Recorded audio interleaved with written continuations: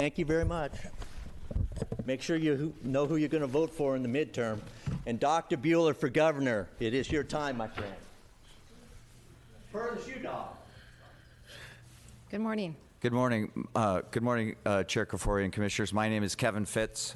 I'm with the Oregon Mental Health Consumer Association. I'd like to take 10 seconds and have a moment of silence for my folks with severe mental health challenges who are suffering on the streets and in the jails.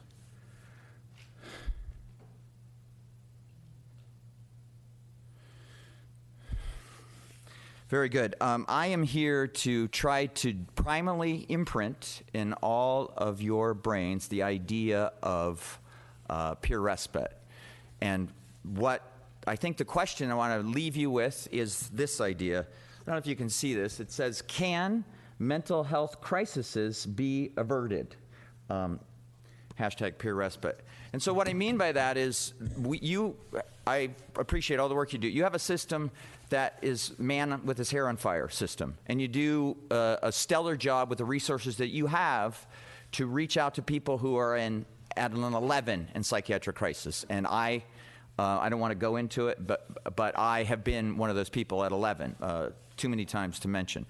But the challenge is there is gaps in your continuum of care. And what I mean by that is you have intensive case management teams at Central City Concern, Cascadia, et cetera, that have reduced caseloads to work with people who are going through terrible emotional and mental distress.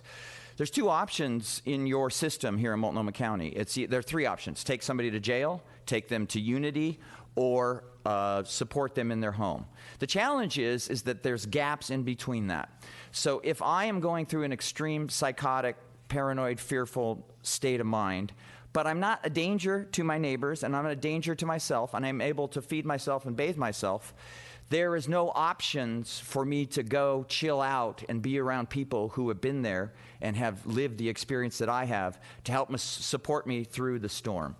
And what we are looking at, my tiny little volunteer nonprofit and hopefully a bunch of my colleagues, is the idea that we want to convince you that the idea of peer respite, a down the line from psychiatric crisis, a respite facility that's voluntary, run by people who have the experience of serious mental illness, is a valuable investment because it costs you, Chair Kafori, and your employees $1,500 a day to keep somebody in psychiatric crisis.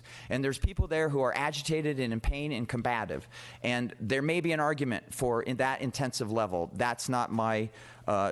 I'm not trying to persuade you that there's not. But there is a need for something stepped down for that, something that's voluntary, something that's humane, something that promotes acceptance and non-judgment. Coming out of the United States Army, AWOL, being a schizophrenic and trying to be reintroduced to community mental health system was very painful. And it wasn't until I met other people who experienced schizophrenia, homelessness, sexual assault that I felt like I'm with my peeps and they're not going to judge me, and it is my community and it is my life. So in the next 6 months, I'm going to try to sell you and your employees on the idea, support our piece of legislation, winter 2019, for 3 peer respites across the state of Oregon. Thanks. Thank you.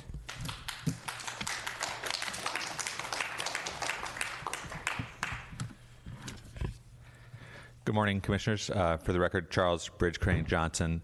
And on a lighter note,